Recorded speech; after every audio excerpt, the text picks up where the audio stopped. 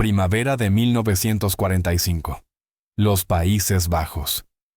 Un campo de desfile cerca de la frontera alemana. El aire es frío y limpio, impregnado del olor a hierba mojada y a los gases de escape de los jeeps al ralentí. Una formación de soldados canadienses permanece en rígida posición de firmes. Sus botas están lustradas hasta brillar como espejos. Sus botones de latón reflejan la débil luz del sol.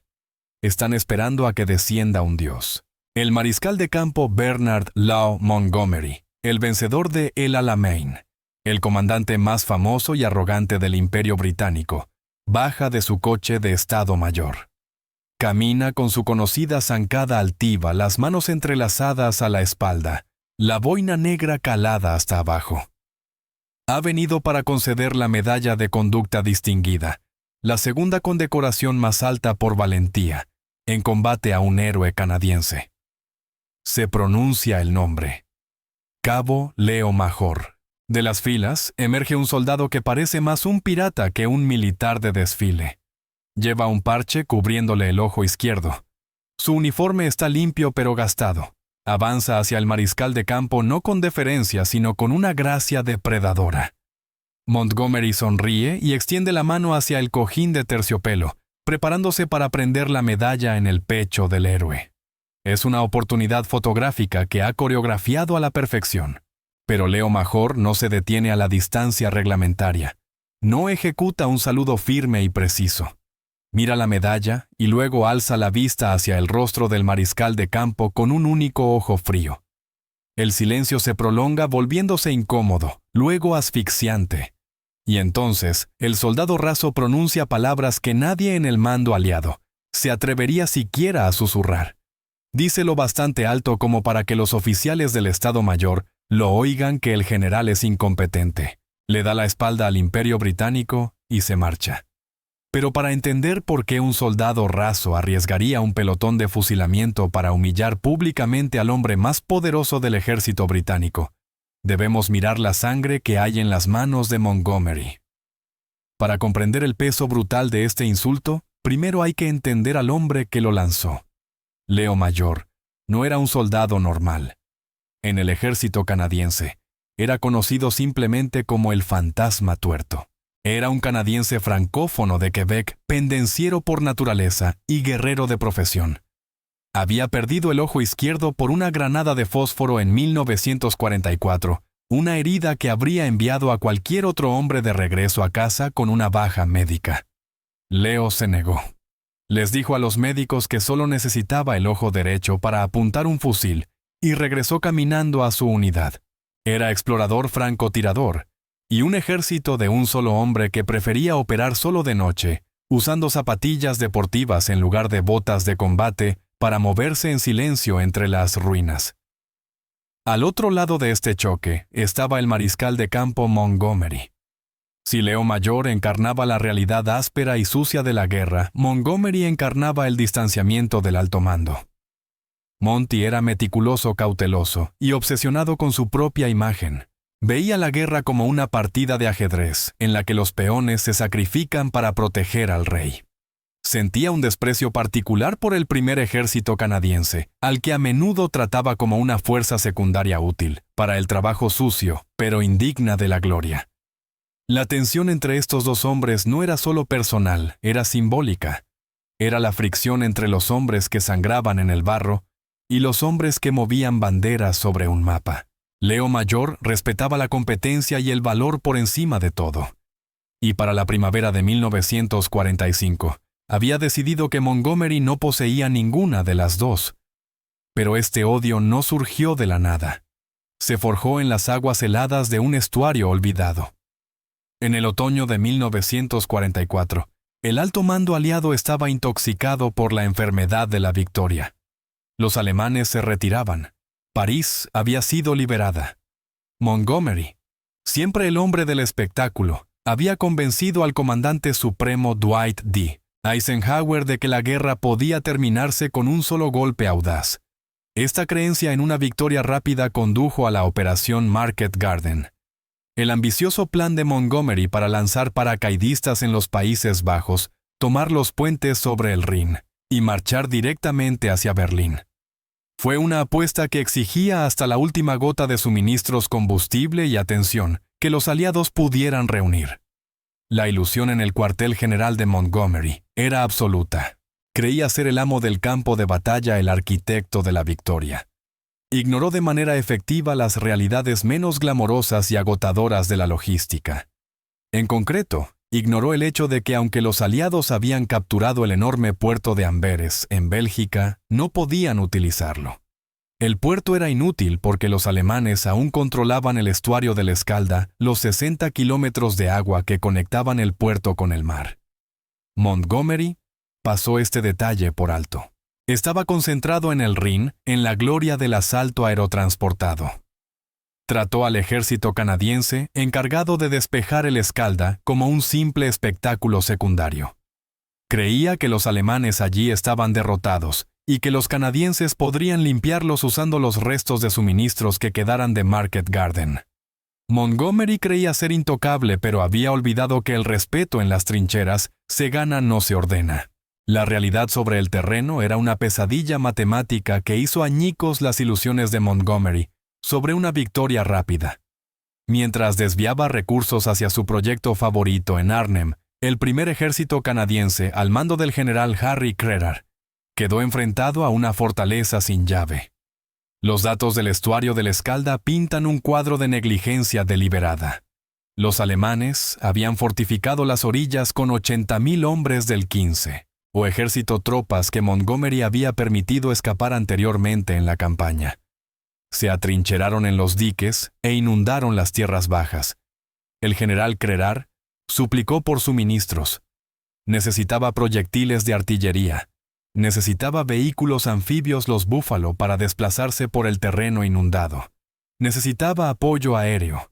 Pero los registros muestran que el 80% de la capacidad de transporte estaba siendo desviada al 20º grupo de ejércitos de Montgomery para Market Garden. A los canadienses se les ordenó atacar búnkeres de hormigón a través de aguas abiertas con munición cada vez más escasa. El 2 de octubre de 1944 comenzó la ofensiva. No fue una batalla, fue un ahogamiento a cámara lenta. Los canadienses combatían en barro helado hasta la cintura. Los tanques se hundían al instante. El terreno era tan plano que los observadores de artillería alemanes podían ver cada movimiento a kilómetros de distancia. Mientras el mundo observaba los dramáticos lanzamientos de paracaidistas en Arnhem, los canadienses libraban una guerra de desgaste al estilo de la Primera Guerra Mundial en el barro. Olvidados por la prensa y privados de recursos por su propio mariscal de campo. Mientras Montgomery perseguía la gloria en Arnhem, los canadienses se hundían en el fango del Escalda. La batalla del Escalda se convirtió en el Passchendaele de la Segunda Guerra Mundial, una trituradora que devoró hombres durante 5 agonizantes semanas. Las cifras de bajas resultantes de la negligencia estratégica de Montgomery son escalofriantemente precisas. Del 2 de octubre al 8 de noviembre de 1944, el primer ejército canadiense sufrió 6,350 bajas. Para poner ese número en perspectiva, equivale aproximadamente a las pérdidas del día D, pero repartidas a lo largo de un mes de miseria fría y húmeda. Las bajas aliadas totales, incluyendo unidades británicas y polacas, adscritas a los canadienses, alcanzaron las 12,873. Leo Major estuvo allí. Vio los cuerpos de sus amigos flotando en el agua salobre. Vio a hombres volar en pedazos por minas que no podían despejarse porque los ingenieros no tenían el equipo necesario.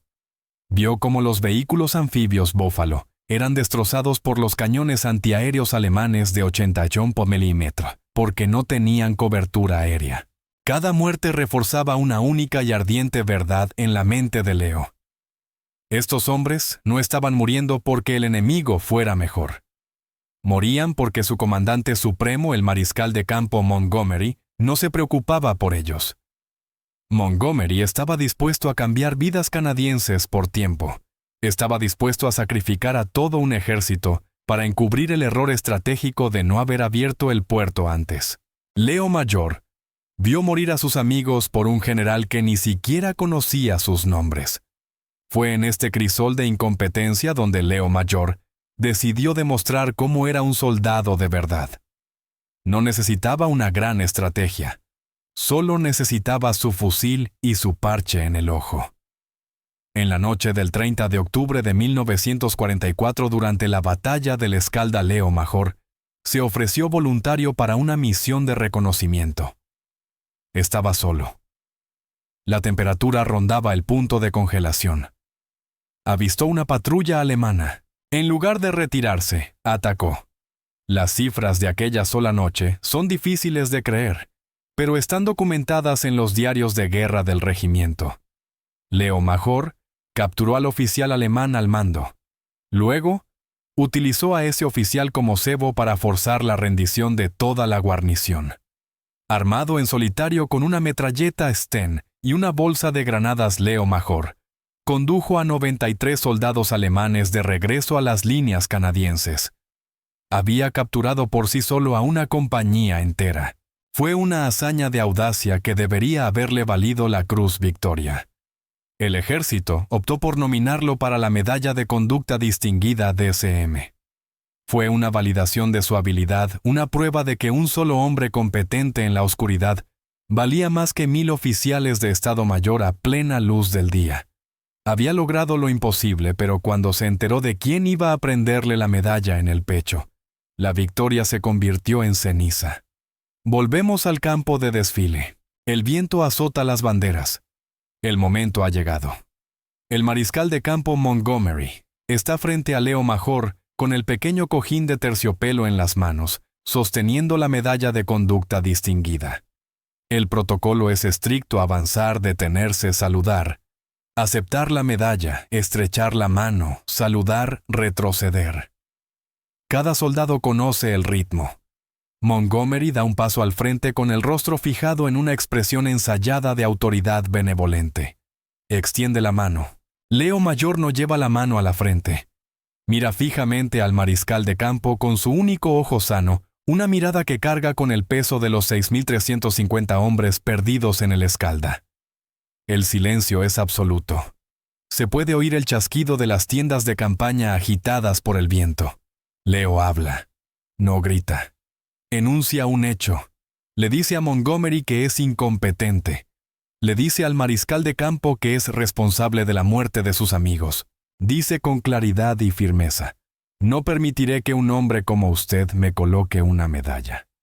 Es una bofetada verbal propinada frente a todo el Estado Mayor. Leo gira sobre sus talones y se aleja del comandante del 21 Milano grupo de ejércitos, dejando a Montgomery allí de pie, sosteniendo un trozo de metal que de repente se ha vuelto inútil. El silencio que siguió fue más ensordecedor que cualquier bombardeo de artillería. La reacción en el campo de desfile fue una mezcla de parálisis y terror.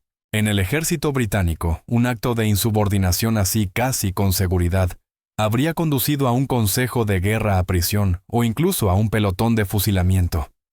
Los oficiales del Estado Mayor se miraron entre sí esperando que la policía militar arrestara al soldado raso, pero Montgomery no hizo nada.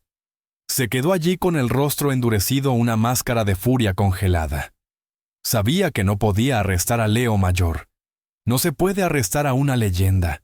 Leo era el soldado más famoso del ejército canadiense. Arrestarlo habría provocado un motín. Habría llamado la atención precisamente sobre aquello contra lo que Leo protestaba: el desastre del Escalda. Así que Montgomery se tragó el insulto.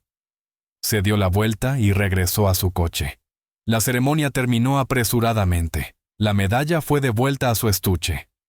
En los barracones la historia no solo se difundió, explotó. Los soldados vitorearon. Durante años habían refunfuñado en privado sobre el ego de Montgomery. Leo Mayor acababa de decírselo en la cara. Montgomery se alejó, pero la historia ya se estaba propagando como un incendio por las filas. ¿Por qué lo hizo Leo Mayor? No fue solo rabia. Fue el choque de dos filosofías de guerra diametralmente opuestas. De un lado estaba el general político Montgomery. Libraba las guerras con mapas, tablas, logísticas y conferencias de prensa. Era cauteloso hasta el extremo, negándose a avanzar, hasta contar con una superioridad abrumadora, un estilo que el general George Patton ridiculizaba abiertamente. Patton, que despreciaba a Montgomery, a menudo soñaba con humillarlo. Creía en liderar desde el frente, en la velocidad, en la violencia de la acción. Leo Mayor era el soldado de los soldados. Era la encarnación de la filosofía de Patton, aunque sirviera bajo la bandera británica. Luchaba con la guerra metida bajo las uñas. Entendía que en el caos del combate la competencia salva vidas y el ego mata personas. Cuando Leo miraba a Montgomery, no veía a un oficial superior. Veía a un burócrata que había gastado la vida de hombres comunes para comprarse tiempo. La negativa no fue un acto de desprecio hacia la medalla. Fue un acto de lealtad hacia los muertos. Leo Mayor se negó a sí mismo el honor para preservar su integridad. Patton combatía al enemigo. Montgomery combatía por los titulares. Y Leo Mayor conocía la diferencia. La consecuencia inmediata de la negativa no fue el castigo, sino la elevación. Leo Mayor se volvió intocable. Los oficiales sabían que no podían disciplinarlo, así que decidieron soltarlo. Continuó luchando con un desprecio temerario por su propia seguridad. Impulsado por su desdén hacia el alto mando, el fantasma tuerto se convirtió en un talismán para las tropas canadienses. Sabían que mientras Montgomery estaba sentado en su caravana bebiendo té y mirando mapas, Leo Mayor estaba afuera en la oscuridad con sus zapatillas deportivas despejando el camino para ellos. La negativa a aceptar la medalla solidificó la división entre el mando británico y las tropas canadienses. Fomentó una identidad nacional distinta entre los canadienses, la sensación de que no eran simples súbditos coloniales del Imperio Británico, sino una fuerza separada más dura en el combate, que no necesitaba la aprobación británica para ser eficaz. Pero Leo Mayor aún no había terminado de demostrar que no necesitaba a un general para ganar una guerra. La reivindicación definitiva de Leo Mayor llegó apenas unos meses después, en abril de 1945, en la ciudad neerlandesa de Zwolle. La ciudad estaba ocupada por una fuerte guarnición alemana. El general al mando planeaba bombardearla hasta convertirla en escombros antes de avanzar una táctica torpe y clásica al estilo Montgomery, que habría matado a miles de civiles. Leo Mayor fue enviado a reconocimiento. Decidió que el plan del general era estúpido. Decidió liberar la ciudad él solo. Solo después de que su compañero muriera, Leo Mayor corrió por las calles de Zwolle durante horas. Disparó su ametralladora, lanzó granadas y capturó patrullas alemanas enviándolas de regreso a sus líneas. Creó tanto caos corriendo de calle en calle que el comandante alemán llegó a creer que estaba siendo atacado por un enorme regimiento canadiense. Al amanecer, los alemanes habían huido. Leo Mayor había liberado una ciudad de 50,000 personas en solitario. Salvó la ciudad de la destrucción. Fue una hazaña de brillantez táctica y resistencia pura, que ningún comité de planificación habría podido concebir. Liberó una ciudad sin perder a un solo soldado, algo que Montgomery jamás pudo afirmar. Leo Mayor finalmente recibió su medalla de conducta distinguida, pero no de manos de Montgomery. La recibió más tarde en silencio y obtuvo una segunda barra para la medalla por sus acciones en la Guerra de Corea, convirtiéndose en el único canadiense en recibir la DCM en 2 guerras diferentes. Pero la medalla que no aceptó sigue siendo el símbolo más poderoso de su legado. La historia recuerda a los generales Eisenhower, Patton, Montgomery. Recuerda las flechas sobre el mapa. Pero la historia del francotirador tuerto que dio la espalda a un mariscal de campo nos recuerda que el verdadero costo de esas flechas lo pagan los hombres sobre el terreno. En aquel campo de desfile de 1945, Leo Mayor no solo rechazó un trozo de metal. Recuperó la dignidad de los 6,350 hombres que murieron en el barro del Escalda. Demostró que el rango se concede, pero el honor se gana. Y que a veces lo más valiente que puede hacer un soldado no es disparar un arma, sino decir no.